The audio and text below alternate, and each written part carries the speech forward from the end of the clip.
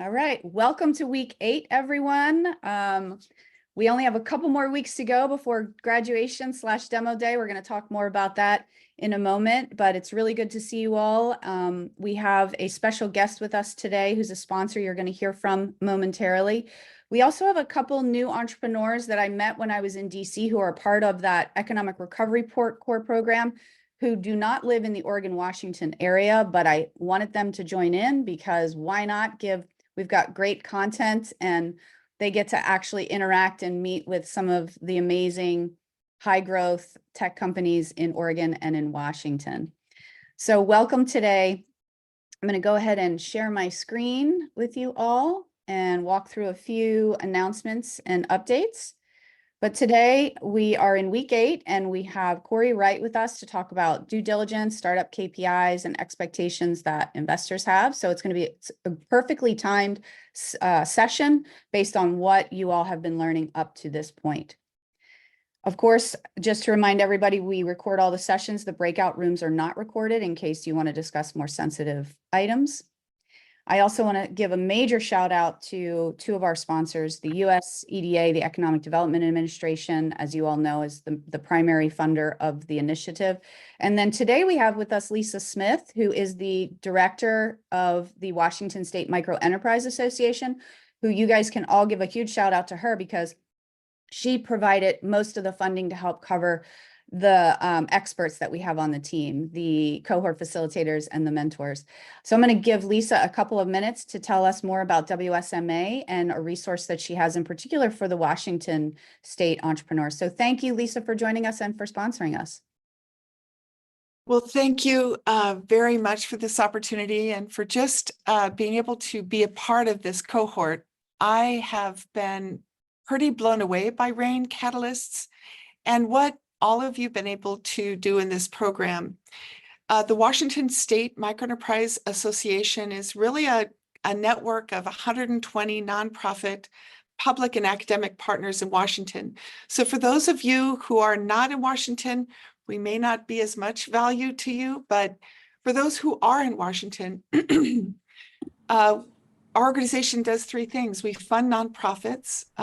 Just in February, we funded $2 million to nonprofits, 80 nonprofits in Washington, who are helping very, very small businesses, especially those that have been historically marginalized, grow their business, get access to financing.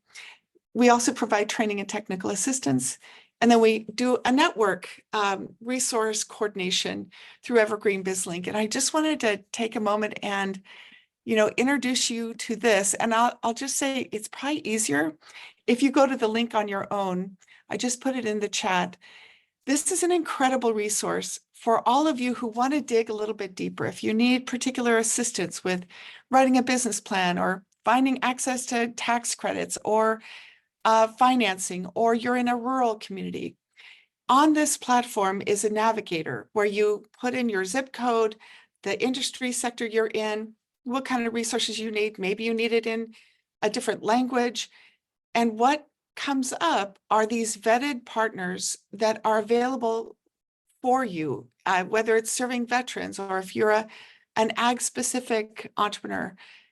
You click on that partner, you learn about them, you build a relationship, and they're there for you in your camp as you grow your small business. And so we just want to make sure it's on your radar. Use it, share it. It's up and running. We have worked with and have over 100 partners on there. We have another 70 in the queue. The governor of Washington does a welcome. Mike Fong, our commerce director, does a welcome. But in the next 6 to 8 months, we'll fully launch. So every chamber, every city will have it on their radar. And I just want to encourage you to do your best, lean on RAIN and all they do, and reach out to us if we can be of assistance. I'll put my contact information in the chat again. Excellent. All right. Thank you so much. And as I mentioned in the prep session, we're so thrilled to have you and WSMA as a new partner and funder, and we look forward to a long time relationship with you. So thank you again for being here. You bet. Thank you. I also want to thank Portland Seed Fund for being our venture fund partner. As you all know, some of you who are fund ready will get referred to them for access between 3 and 5 million in funding. So we're excited to have Corey today to help us make sure we can get ready for that. Also, our silver sponsor, Lindy, as you know, our very own Lindy, who is with Rational Unicorn. So thank you, Lindy. And she also has her intern with us today, Montgomery. Always a fan of bringing other folks in to learn. So thank you for being here. And then I want to mention our graduation, which is on June 13th/demo day.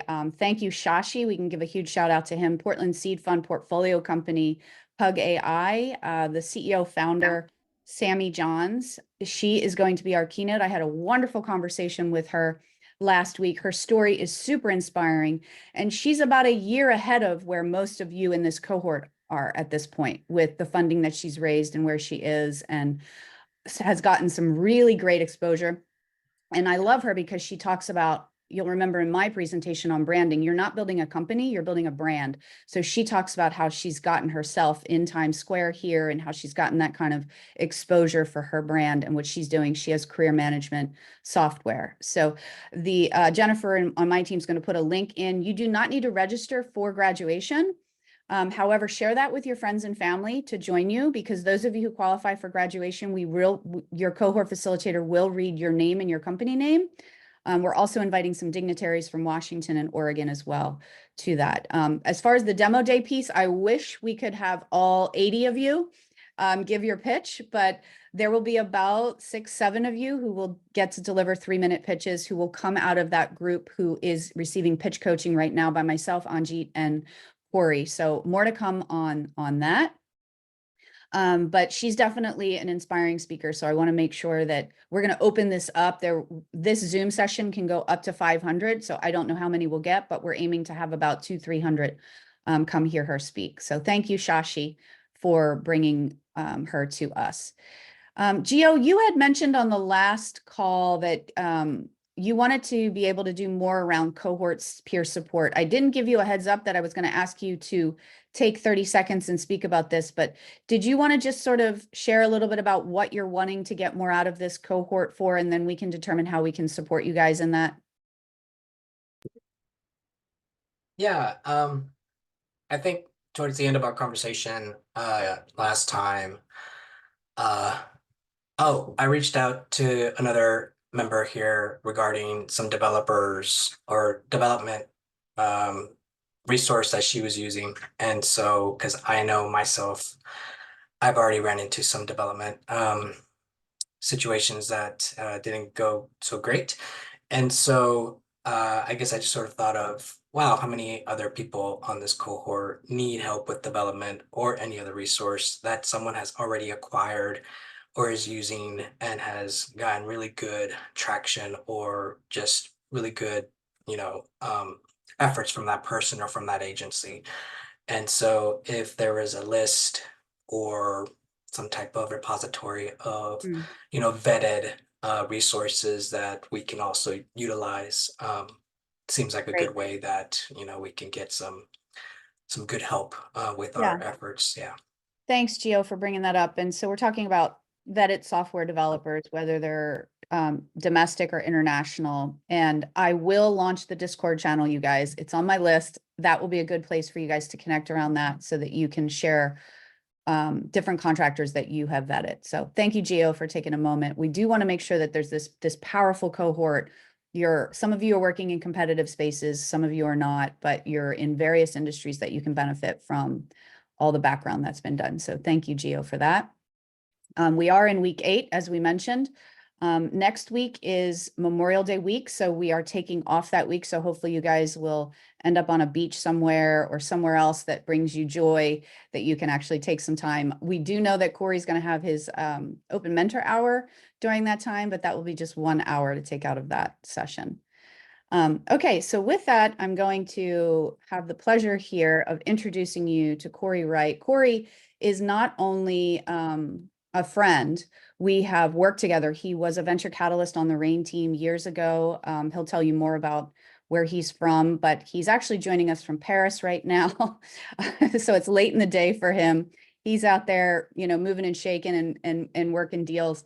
but I do want to just sort of introduce him really quickly. He is a startup catalyst. He brings over 10 years of experience in launching, funding, and scaling startups and entrepreneurial ventures. He's a renowned speaker on fundraising, internationalization, and marketing. He's also an expert mentor for tech and science startups in the early stage development, so many of you.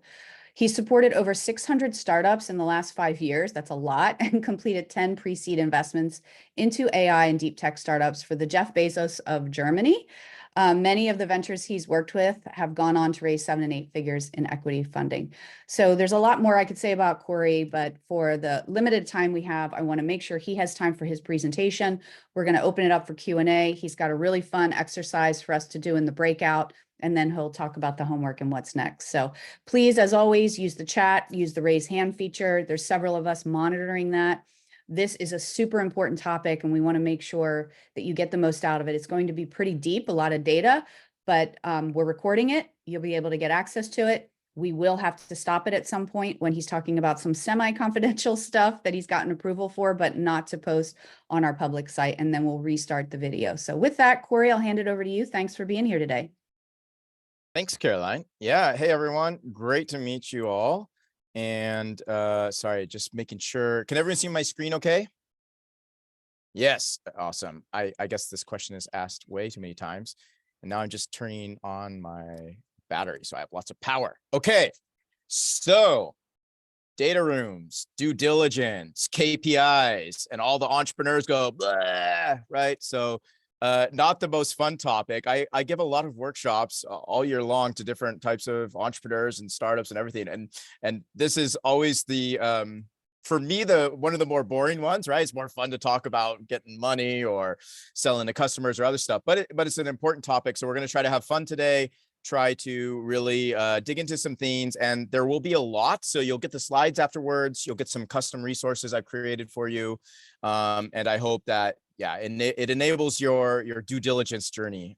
And this happens all throughout the life cycle of a startup. So might as well start to get used to it, right? Okay, so who the heck am I? So yeah, I run different programs in Europe. For the Start 2 group, it has an accelerator called German Accelerator that's maybe fairly well known. Originally from the Pacific Northwest, normally in Munich, but here in France for the Vivatech conference. And if you're wondering, well, like, hey, why is Corey qualified to talk to us today? Well, it's a good question. I don't know if I am, but I have worked with a lot of startups. Yeah, so I've been in biotech scale-ups, had my own startup where I made tons of mistakes and lessons. Worked for Rain with Caroline in Lynn and Benton counties, which was an amazing experience. Worked at an edtech startup, and then of course actually did some investments. So that's where my data room and due diligence experience sort of comes into play. Seeing all types of data rooms, good and bad, as part of that due diligence analysis, and then yeah, running other programs. So I hope I can answer some of your questions, but the good news is I'm not alone here. So you have great coaches that you can also speak with, right? And as part of your breakout exercise, and their opinions are also valid as well, because data rooms and due diligence, it's, you know, there's a spectrum that it exists on. And so it's really dependent also on your startup and also the type of investor or due diligence process you're part of. Yeah.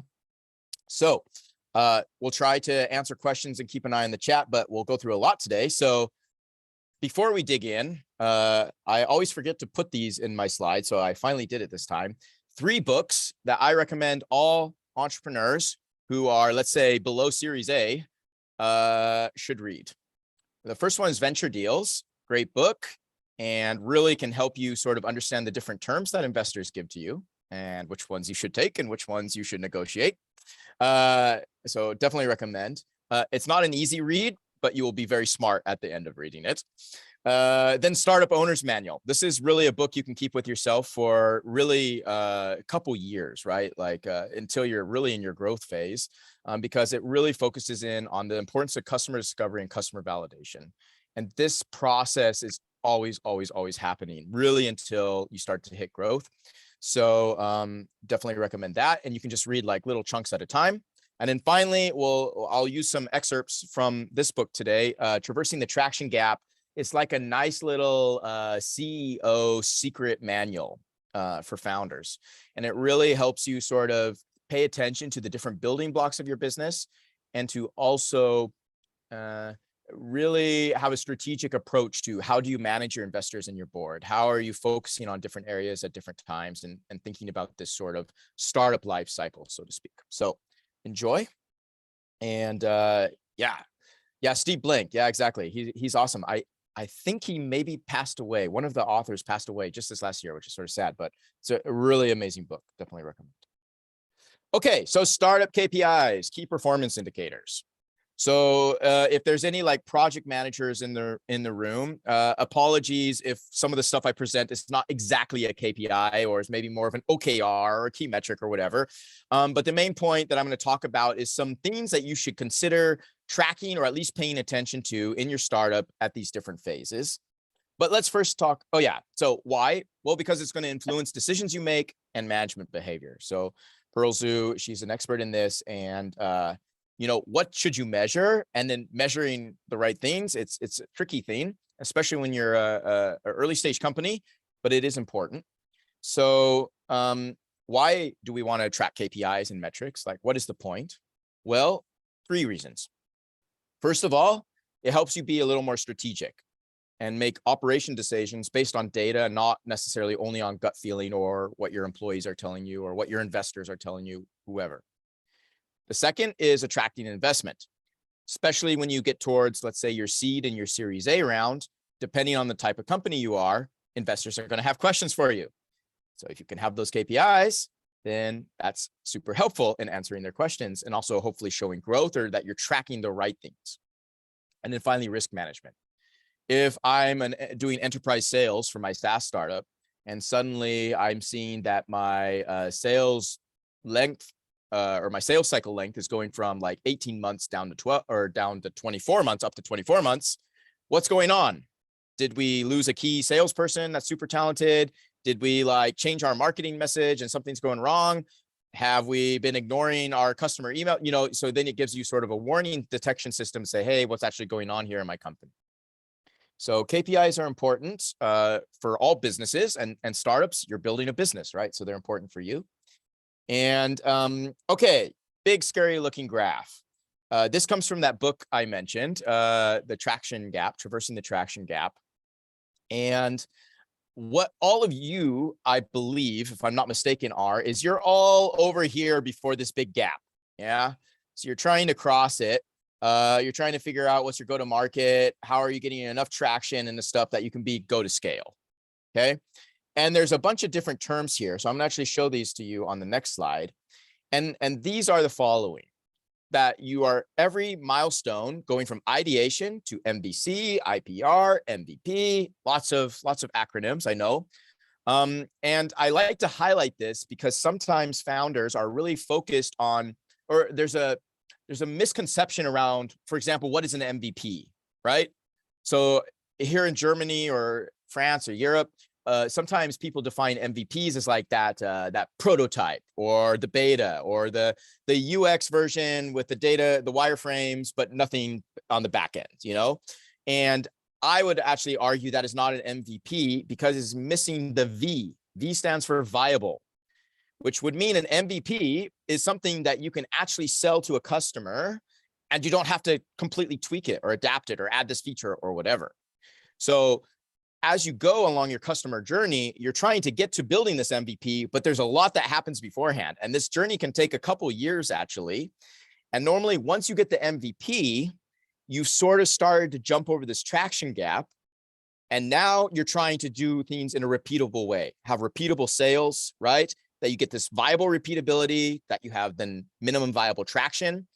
And then that's where the big money comes in. Let's say that's where the growth capital, the venture capital, where you're, $10 million check size in your Series A, all of this stuff is coming in when you're showing that you're hitting that sort of minimum viable repeatability or very close to it. Depends, of course, on your type of startup and everything, right? Deep tech, high tech, SaaS, they're all going to be different. B2C, B2B. But think about these things in your startup journey because they can also inform what kind of KPIs you should be tracking, which I'll talk about in a sec.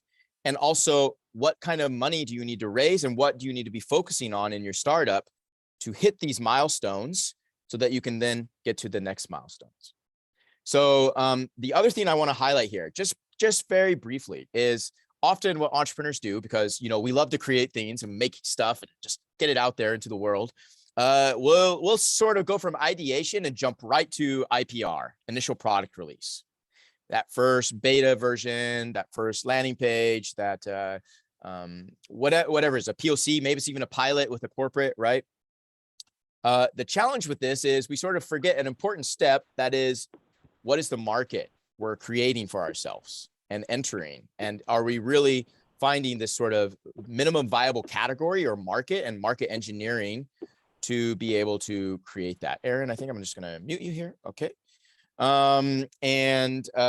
So make sure, and it's not unheard of. I see a lot of entrepreneurs, they jump between MVC and IPR, right? Because they try to make an initial product and they're like, oh, no one wants to buy this. Oops.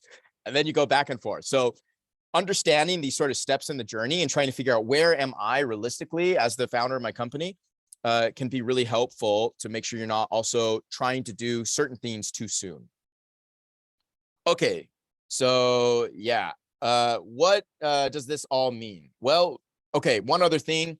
There's 4 areas of your startup you can focus on: product, revenue, team, systems. Okay. In Germany, Germans love systems as a stereotype, let's say. They love to have their operational procedures up and going and everything planned out, very organized. And so often founders will be focusing very much on their systems, maybe at the IPR stage, when really what they should focus on is like product and this market generation or revenue. Yeah. And of course, hiring the right people. So the other nice thing about this book and why I recommend it is like, it has a very defined sort of, here's what you should focus on in each of these systems or each of these building blocks. So you're not over focusing on one thing over another at the wrong phases of your startup's life cycle. I'm not going to go into that. There's some resources, and this is what I was talking about that you can read later, some PDFs that the team will share with you. But anyways, it's a nice way to sort of structure your thinking and say, where should I be focused at this point in my startup's life cycle journey? Okay, so why do we care about this, Corey? Well, this can help inform you what kind of funding you need to sort of hit certain milestones, reduce your risk, build that part of your startup or that part of the life cycle and get to that next point, right?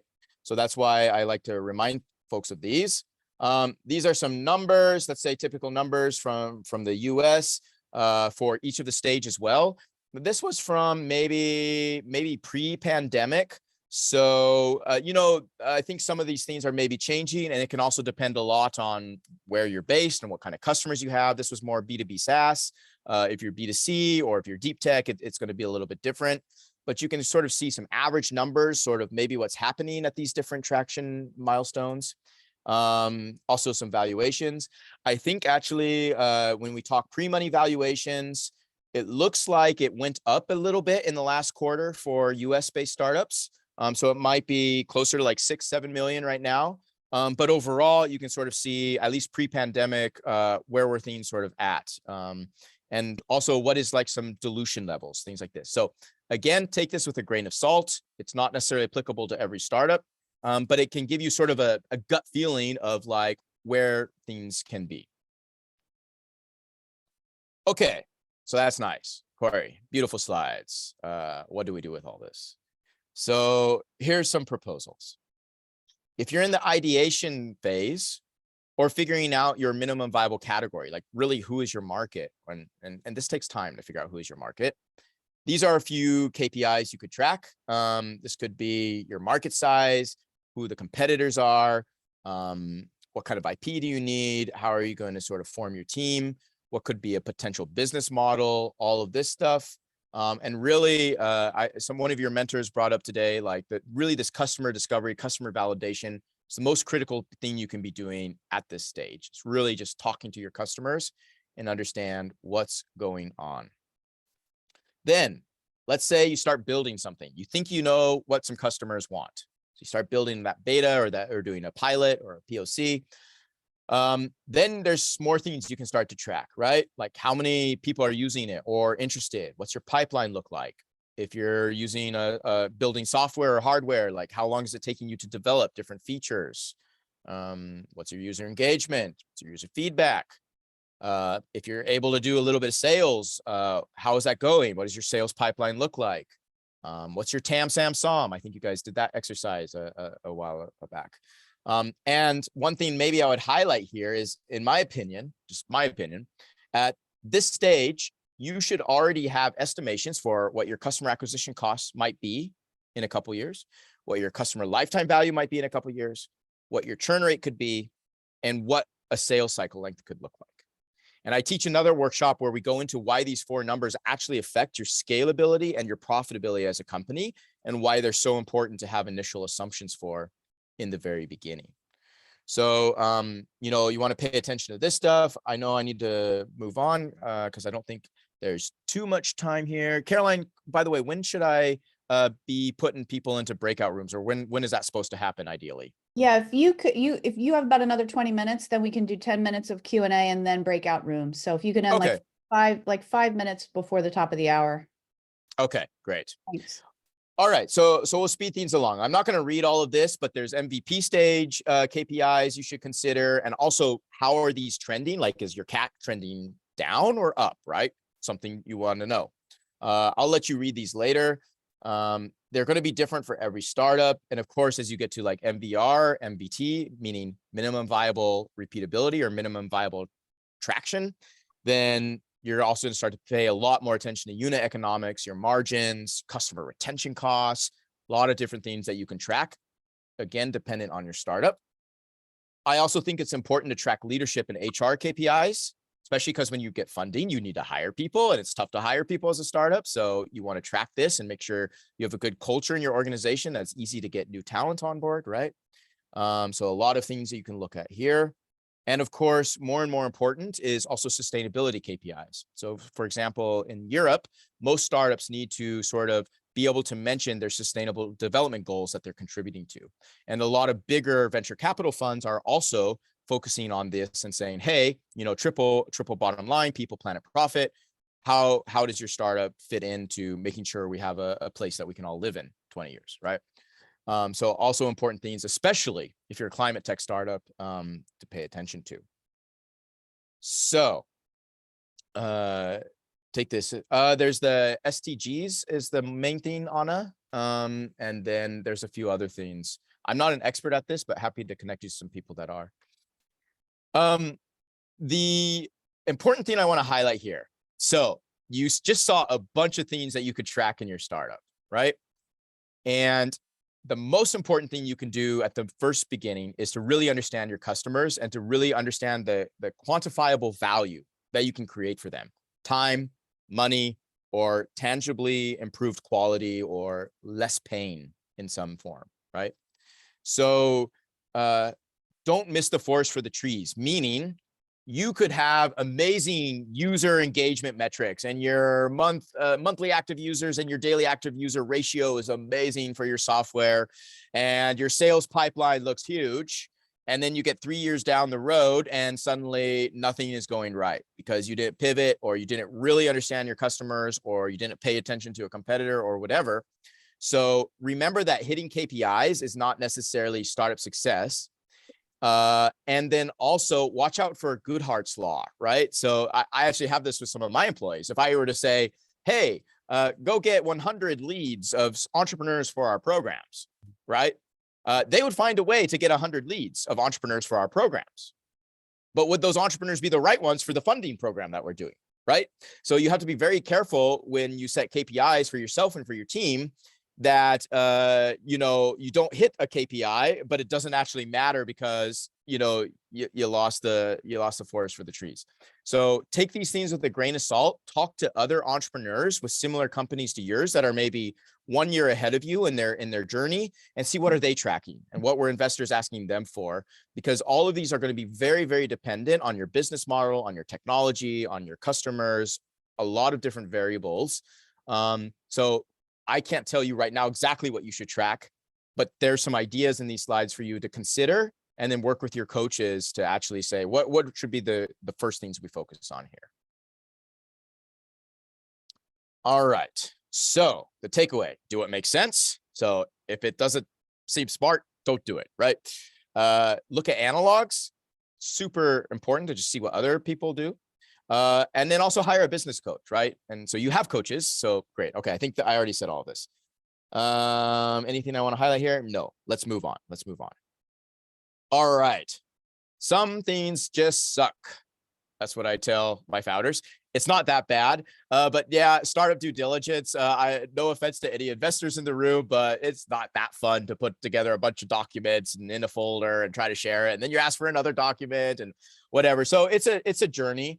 And one of the things you have to do in this journey of startup due diligence is build a data room. But actually, if you do it right and you start from the beginning, this can be quite a valuable asset. And you can be quite easy that every time you meet an investor and all of a sudden you just by luck meet a really great investor and they're like, hey, can we get access to your data room? Let's already start looking at things. And you're like, boom, boom, boom, and done. So we're gonna show you some examples here. What is a data room? Okay, it's pretty simple. It's an environment, typically virtual, that provides access to the people you want to have access to it, that can audit, see who's seeing what. You can see when documents are changed, and ultimately try to facilitate trust, right? That's really what you're trying to do here is you're trying to use signaling to create trust between two parties so that you can do a business deal together. There's a lot of data room providers, like seriously a lot. If you just search in data room in Google, you're going to get like 50 options. I think probably you could use like ChatGPT and make your own data room if you wanted right now. But there's some gooder or some better ones. Gooder. My mind is like switching between French, German, and English right now. So there's some better data rooms out there. And these are some that I've heard high remarks from entrepreneurs that I know and different, let's say, startup websites I trust. There's also some free ones that you can typically use in your angel rounds, let's say. And what should you use? Well, I would say the further along you get in your startup journey, especially if you're getting towards, seed, Series A, it makes sense to have a real professional one where you can track a lot of different stuff. Hey, Corey, real quick question that I think is relevant to what you're talking about right now. Yeah. Will is asking, are data rooms generally static documents or is it dynamic analytics or data warehouses? Very, very good question. So, yeah, there are dynamic analytics and warehouses. I don't know if I would share that with an investor who hasn't actually invested yet. So that would mean a data room is both. What do I mean by that? You should have your own personal company data room that only you and maybe your co-founders have access to. And this would be dynamic. So it should always be updated. Every time there's a new theme or change or document added, this gets put into there. On the flip side, there are static data rooms that you would make for each sort of due diligence or, round when you're sharing with investors. And certain documents you might want to update, and then certain ones maybe are not relevant or are later changing. So I'll show you an example of what I mean here. So let's take a look actually at something called DocSend. I think it's by Dropbox. I think they just created their data room. I know a lot of entrepreneurs use it to share pitch decks, and it's a decent experience. So what does it look like? So actually, DocSend, and by the way, I'm not saying you should use DocSend. There might be other options. Just an example of one, just to be clear. So you might have a dashboard where you can sort of see recent visits, people that looked at different things. You can keep agreements, file requests, contacts. There's, a lot of different softwares out there can do a lot of things. But in your dashboard, you could have your content. And here with your content, you could basically connect your company folders, all the documents you need to sort of track, your legal documents, your financial documents, your IP agreements, your employee agreements, all these different things. We'll talk about what those are in a sec.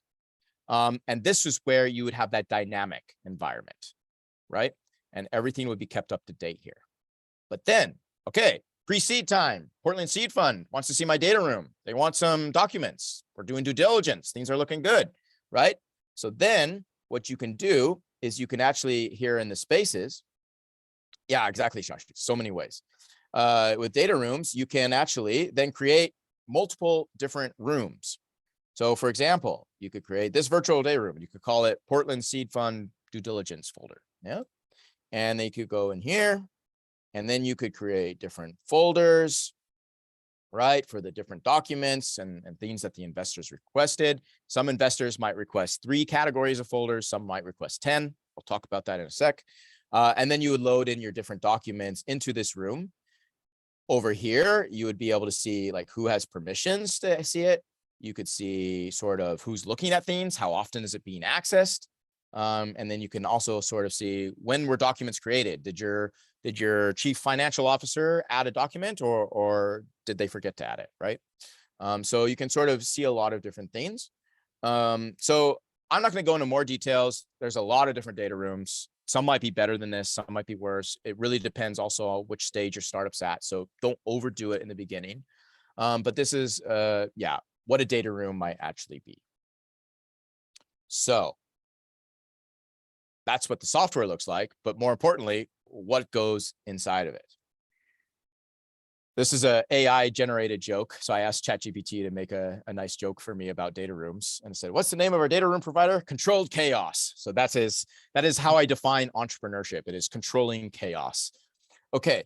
What is the point? Well, the point of a good data room is leads to good due diligence, makes an investor feel that their risk is reduced, which increases your chance of an investment, right?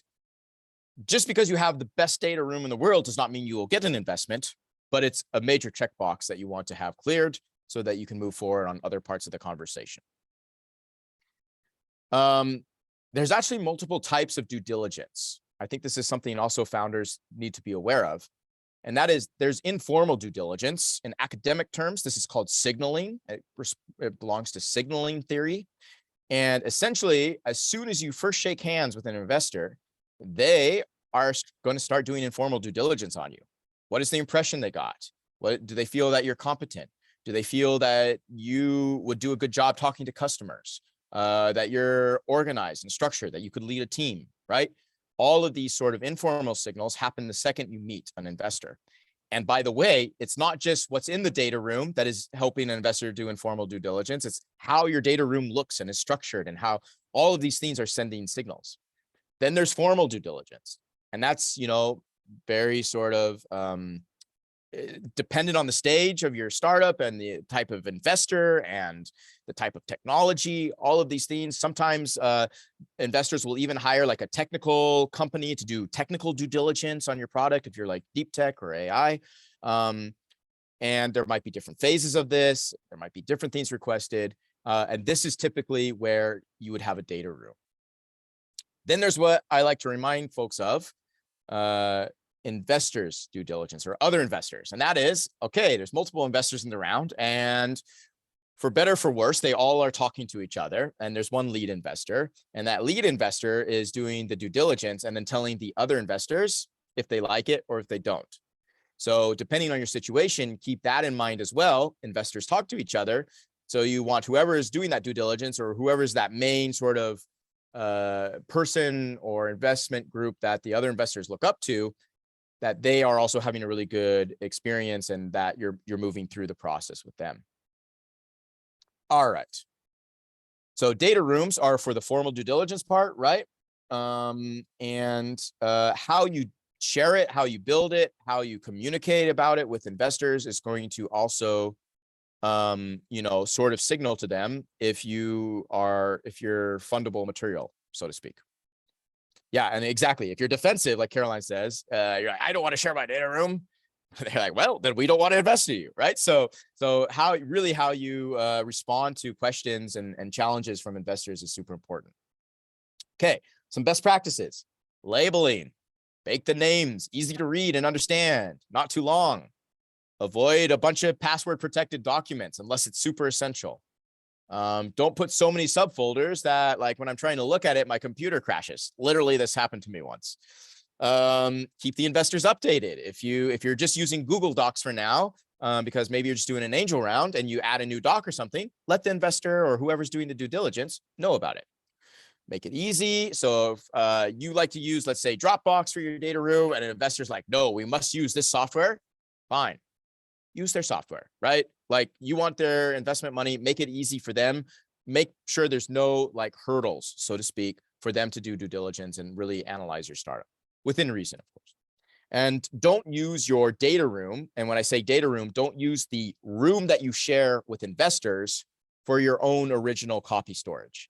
That should be a separate room or a separate file structure that is maintained and kept up to date, but not accessed by investors. I once had a startup that I was helping them clean this up, and literally the investors had access to their main file drive for all of their legal docs, and that was where they kept everything. So you can't do that, but I would recommend against it. Be honest. Yeah. So like, get if there's going to be something in there that's messy, or there's I don't know, you were sued once by a customer for whatever, anything that would make an investor be like, what's going on here? Already bring that up in your informal due diligence and talk about it. So they're not surprised when they see, that document or whatever in your legal folder.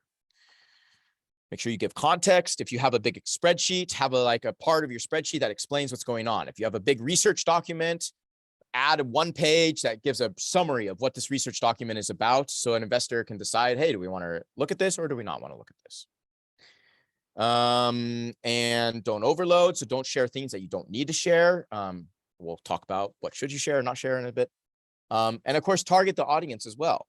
So if a corporate venture capitalist, so like working for a corporate, is doing due diligence on you, they might be much more curious about sort of the technical specifications and the compatibility of your technology with their technology, or your customers, because they want to get your customers into their customer group, right? Whereas maybe a growth or regular, let's say VC, is going to be more looking at, hey, are they going to be able to raise subsequent funding rounds, scale their valuation that we can get an exit in 7, 8, 9 years, right? So keep the audience in mind as well in terms of how you structure things, what kind of documents you put in, and then, keep things clean and neat looking.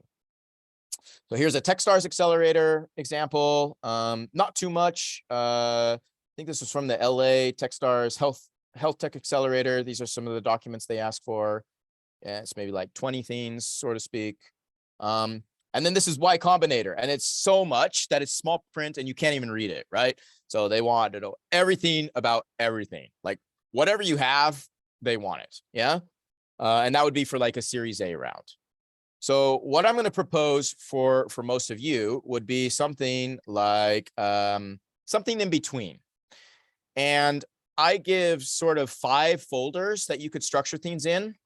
But I'm very honest that these 5 folders might not be how other investors or how you might want to structure it. So I say, you could do market, solution, IP and competition, financials, and legal. But it's not uncommon that, for example, competition is part of market, IP is part of solution, and legal and financial documents are together, or some other format. Yeah. So I want to be very clear that I just structured it this way for the purposes of this presentation. And some startups use it, but it doesn't mean it's the best way or the only way to structure your data room. Okay. So what can go in here? So now I'm going to show you a bunch of words, but I've given you a little secret. So I've structured my bunch of words into 2 types of slides. The green ones are questions, actually, that investors have. And I'll go back to the question in a sec. And the blue dots are documents that could answer those questions. And actually, as part of like this workshop, I've created like a 20-page document that has, and I think you also have another great one as well. So use whatever works for you. But I've created a due diligence checklist. And in my due diligence checklist, I start with actually the questions that investors are trying to answer as part of this due diligence process. And my recommendation to you would be understand what their questions are and use that to inform which documents you share with them. Because it's actually not about the documents, it's about the questions. And if you can answer the questions in a nice way, everything else is going to be smooth. So with a market, right, you're on to convince them that there's good market size, that you know your customers, that you have a plan to get those customers, your TAM, SAM, SOM. You've got those customer personas that you all were working on before. Sometimes an investor might even ask to listen in on a phone call with a customer, see how you talk to them. Are they really interested in your product, right? And then, of course, there's lots of different documents that you can put there. Descriptions of these customers, articles on market research, your pilot contracts that you have, the LOIs, letters of intent that customers have signed saying, yeah, we want to use this product someday, and many, many other things. I'm not going to read through all of these. But definitely, you can take a look later at all this stuff and that's the detailed checklist I have for you. Same thing with solution. The questions are the important thing. Does this actually create value? Time, money, quality, reduction of pain. Is the business model scalable? Is the product scalable? Is the product relevant in 5 years? Are you using some outdated programming technology that makes no sense? Is AI going to wipe you off the plate the next time OpenAI releases GPT-4 OMN or whatever their next model is named, right? Can a technical person verify that you actually built this, Are there geopolitical concerns? Like in Europe, we had some customers of a startup who had a lot of supply chain issues in Ukraine. And we had to analyze, were there any geopolitical risks to supply chain before we invest in the startup, right? So really think about these questions and then create documents, whether it's products or, access to your software or showing them your development backlog, whatever it is that can help answer those questions. IP risk and competition. At the end of the day, investors want to know who's in this space, who could be in this space, how are customers currently solving this problem, and do you have some type of IP or technical advantage or underlying competition, or sorry, underlying insights that can help you succeed where maybe others are going to come at you. Brand names, patent applications, or patent pendings, all of these things could be questions that investors have. And so, of course, the documents you share would relate to that. All right, let me move on to the next thing. I know there's a lot, so thanks for hanging in there with me. Let's see, the next one, financial. And I think the main thing here, because predicting your future revenues is just dark magic for a startup, right? So I think the main thing here that investors are going to look for is like, are you doing financial planning? Is your financial planning logical? Are you thinking about all of the right things? And is it adjustable? Can you play around with what happens if my customer acquisition cost increases? What happens if I get twice as much funding and the investors want me to scale faster, right? So make sure you have a business model assumptions built into your financial planning that you can play around with investors to help them really understand what's going on and what is sort of the growth process going to look like for your startup. Of course, you can also share, other things. You can put all your P&Ls and your balance sheets and your, spreadsheets. All of this stuff can go into there. Just see what investors are looking for. Of course, if you have debt or credit or other obligations, they want to see this, right? They want to know, if we give you $500,000 as your pre-seed round, are you going to take that $300,000 and pay off some debt that doesn't help grow your company? They're going to check, right? If that exists or not. And many other things. And then finally, legal. At the end of the day, investors want to know who owns your company, who could own your company, and who could sue you. So, and a few other things, but to answer these three questions, there's a lot of different subline questions that exist. Also, are you trustworthy as a founder? Actually, interestingly, whenever I show this slide to the European startups, they laugh because data protection here means you can't like search someone's criminal history or anything like that. In the US, it does happen. And if there was something, let's say you were a bit of a rascal in high school and you stole some candy from a candy shop and it's all over and you're good now, just address it, with the investors. I think investors like rule breakers to a certain extent. Of course, if you committed financial fraud, well, then they're going to have more questions, So be prepared for that. If there's any chance of lawsuits or if you were ever listed in a lawsuit for whatever reason, again, it's fine if you were, just be open and explain what was going on there.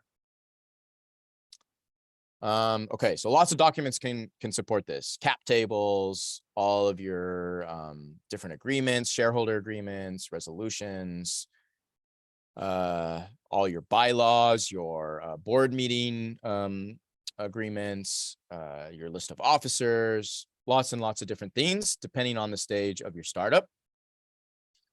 And yeah, character references, other stuff. I'm going to let you read through it. And in the checklist that I give you, I put sort of asterisk, like I put 1, 2, 3.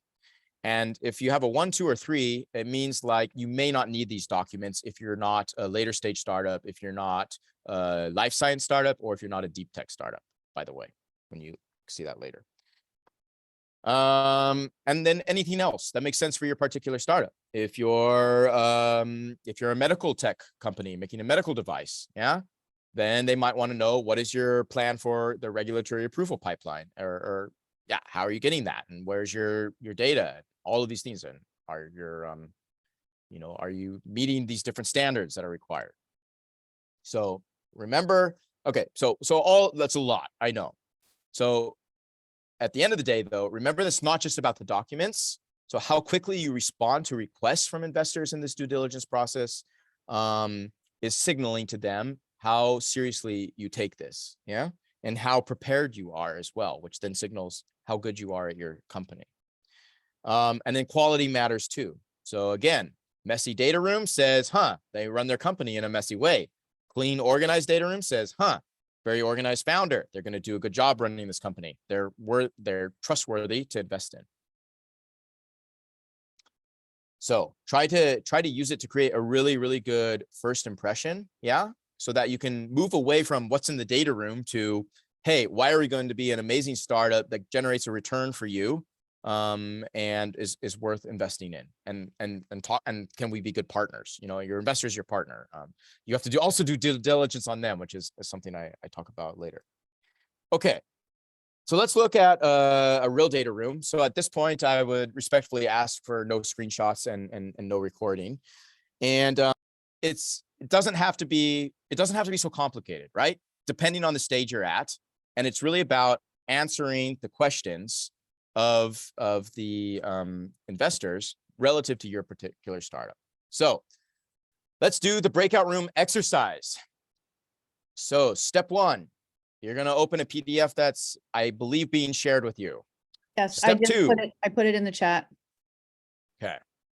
Step 2, you're going to pretend you're an investor. So you're going to take a break from the stressful job of founding a company, and you get to be an investor playing around with other people's money.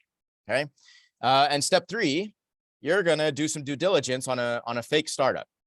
And you're going to look at their data room documents, not actually at the documents, but you're going to look at the list of documents they have. And step 4, you're going to try to figure out in each folder, what are some other documents that maybe you would want to request as part of a formal due diligence process for this fake startup. So the startup is basically a fake, clean climate tech startup, right? From the Northwest. They're using machine learning to basically optimize energy usage of like HVAC systems in big buildings. Okay. Actually, funny thing, I just met a startup today that's doing the exact same thing. Okay. And then there's some additional info on their market, on their IP. Pay attention to this. This will give you some clues or insights into the exercise and what documents might be missing. And then, of course, you'll be able to see sort of the documents they have in their folders. So they have 6 folders.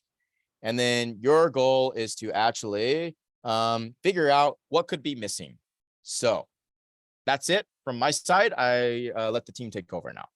Great. Thanks, Corey. If you want to stop screen share for a minute, let's take some time, 5-7 minutes, to open it up for questions. Then we'll move into the breakout for about 15 minutes. Then when we come back, we'll wrap things up. So Corey, let's give Corey a round of applause. That was a lot of great data, a lot of good stuff. So it's recorded. You can go back and listen.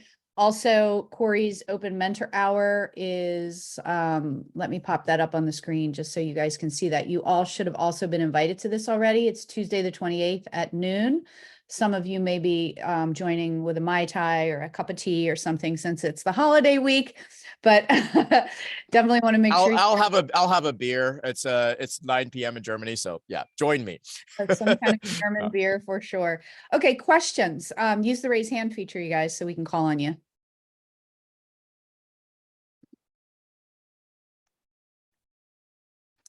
No questions. I always tell founders, if an investor has no questions for you at the end of your pitch, it's a bad sign. So I hope I didn't overwhelm you here. No, I do think it was a lot of content, but and there were some questions in the chat. So Craig and then Shashi, So Corey, great presentation. or Shashi and then Craig, sorry. Oh, shoot, sorry about that. Go ahead, Craig. No, you go ahead. You Right. go ahead, Shashi. Please. There was some chat, about what to do if you have something in your past. Should that go in the legal folder? Yeah, it's a good question. I would probably not put it in the legal folder, but I would have an open conversation about it with the investors and then see where that leads. But I'm open to other opinions, but that would be my personal. Yeah, Craig. Thank you. Great presentation. One of the things that I find with some of the due diligence activities right now, getting into our data room, are questions around the documents that at times can be, I don't want to say fundamental, I don't want to discount the question, but maybe the inclusion of a README would be useful. What do you think about that in terms of a README or a guide to that particular folder? Thank you. Yeah, I think that's especially if it's a more complex topic. I think that can be super useful. I've seen founders do that. Ideally, you have also a lot of these complex questions sort of addressed in the more of the conversations you have with your investor, so that going through this in the data room, there's no sort of surprises and it's pretty easy to go through quickly. Stephanie. Hi, thank you for the presentation, Corey. I wish we could spend 3 hours on this. You said very early on you had background in ed tech. I know there's a bit of ed tech we're building in our startup, so I was wondering, maybe this is like an offline more like question. I could ask you a little bit about your experiences navigating raising funding for VCs, specifically wanting to invest in ed tech. Yeah, it's been a little while. I would say one of the main things there might be looking at least my experience, was initially the unit economics for like students or whoever your learners are can be quite high. I saw numbers of like 60,000 euros per student for like college ed tech startups or university degree startups, let's say. But I think what you're going to want to be able to show is that you really are figuring out that sort of customer acquisition strategy and that those unit economics are trending in the right direction. Beyond that, I would say maybe talk to other ed tech founders, or maybe let's take it offline with more like specific details. Okay, thank you. Yeah, and I will share, went back when I was doing due diligence, there were two companies in a similar space, and they were both looking for about the same amount of money. One of them took 9 months for due diligence, and one took about 8-9 weeks. And it really had to do with the quality of their data room and how coachable they were, right? Because as Corey was saying, and even Shashi was putting in, like, make it easy for them. Because if your data room, it's sort of like when you go into maybe your kid or your grandkid's room or your bedroom or wherever, and it's a mess. It's sort of like, that's the signaling of, yes, a messy desk can be a sign of a creative, but if it's difficult for me to go in, you're like, go into my room and get me the pair of shoes. They're in that corner. Well, I can't find it, right? So it's the same kind of thing. You want to be organized. You want to make it easy for them to do due diligence, because that's going to reflect how you are as a leader and how you're going to be in your business. So those are just really good signals and indicators. Ushul, go ahead.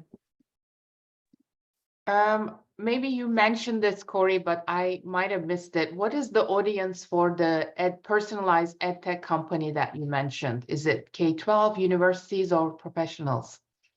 It was K through 12. So, but interesting, actually it was super cute. These founders, they're like, we have to figure out the revenue model. And I was like, oh, that's simple. It's the parents, because I'm a parent. And they're like, oh, I don't know. And then they come back to me after 6 months. They're like, oh yeah, you're right. It's the parents. The parents want their kids to do good in school. But for this, it was K through 12, with the users being the high school students, and then the customers being actually the parents of the high school students. And what they also did to make their product super like sticky or usable is they made it free and nice for the teachers, so that the teachers were incentivized to already have a free option to help their classrooms. And then they could upsell to the parents after the kids got onto the software. And this is still teachers are teaching, right? Not AI is teaching the courses yet, right? In this, it's not the courses. It was basically like, let's say, math questions, and then the app would give you a math question, and then you would answer it. And I was pretty crazy. Based on how you answer that question wrong, the AI could identify which key topic or like, was it multiplication or was it derivatives that made you answer this question wrong? It's a bad example. And then give you training exercises to get you better at doing, let's say, first level derivatives. Okay, thank you. James? Hey, Corey. First, hey, thanks for putting in all those questions. Dude. That is very helpful. What we need to include. So you were very specific. And my question is if a VC requests for all these documents, are they specific as you were saying, like, hey, I want this, this, and this, or will they be as broad as, hey, just send me your marketing research, just send me your corporate governance, and you have to know? Or are they going to be specific? Yes and yes. So it's going to really vary. Some will say, hey, please send us your due diligence data room. Others will say, hey, please give us folders with these 3 names and all of these documents in it. And some will just say, hey, can you share like these specific things with us again? So it will really, really vary. But that said, you can sort of, if you look online or if you look at the structure as you head towards your seed and your Series A and beyond, there's very specific things that will always be asked for, especially some of these ones that I gave you in this 5-folder structure with respect to like IP, legal, shareholder agreements, finance, all of those things you can definitely expect. The other stuff will also really vary, I would say. Right, Nate, you'll be the last, or Nate and Araba, you two will be the last 2 questions, and then we'll move into the breakout. Go ahead, Nate. Hey, Corey, great to see you.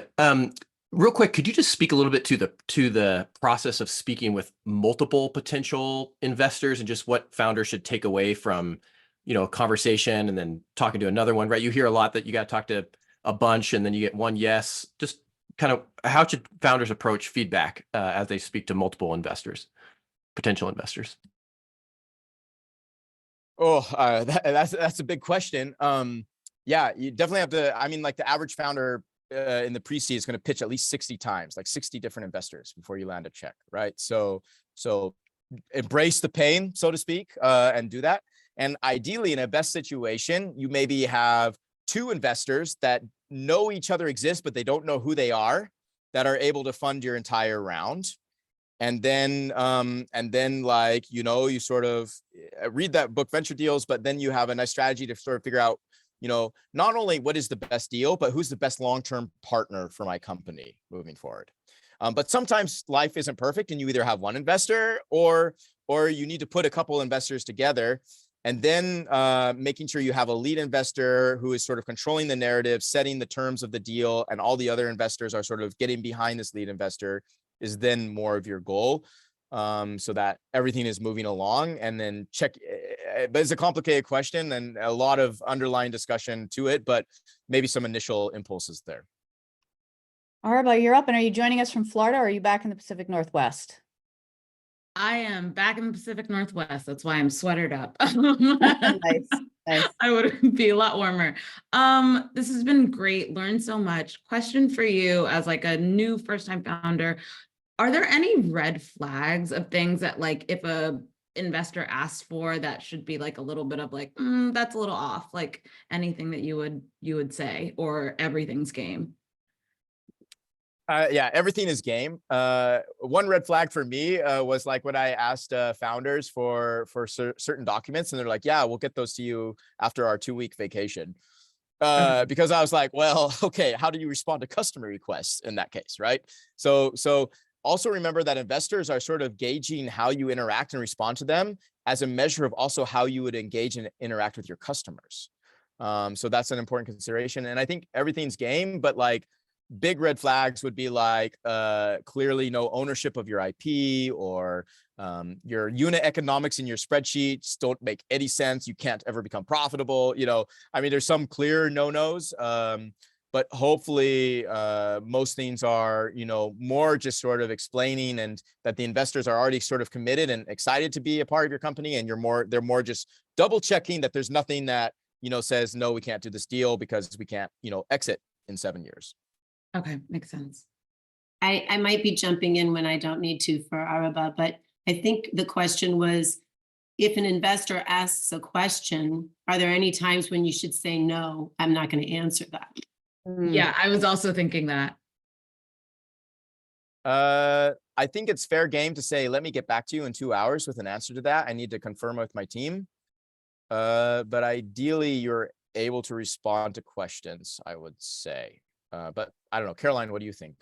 Well, I guess it depends. Do you feel like it's an inappropriate question, right? Like, I guess trust your gut on those things. If your gut is telling you that some of the questioning you're getting from this investor or these investors feels off, then they're probably not a good fit for you. And you can also say, I really want to answer that question, but I need to think about it. To Corey's point, go check with a mentor and say, I'm being asked this question. I really want to say no, or I don't want to answer it. How do I navigate that? You're not alone. Look at this whole cohort we have here. Like, never feel like you're alone. There's always going to be someone to reach out to. Hey, Caroline, just really quickly on that, the speaker that we're bringing in for graduation, Sammy, she did that 4 times to us. Oh, that's awesome. Okay, good. Well, then you'll get a good example there. Great. Well, thank I've you. seen, oh, sorry, go just ahead, to say Corey. 30 seconds.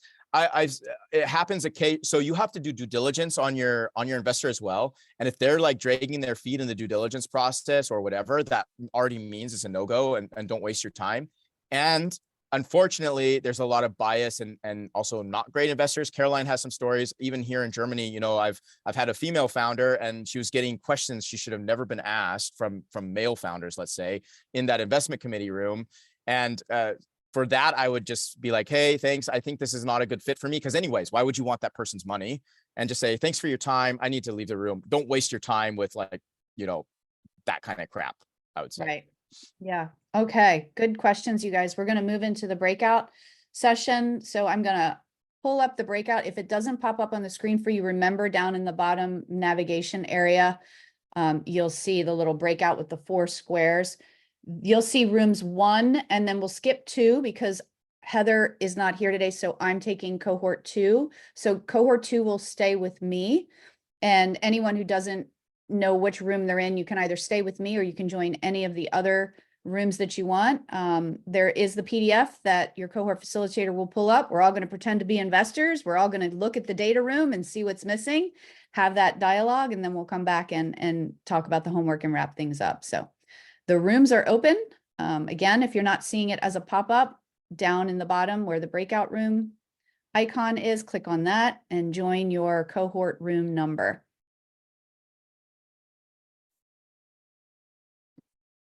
I'm going to pause some of the questions we have to ask ourselves these, right? Like we ask a question and then it's like, okay, how would I answer that?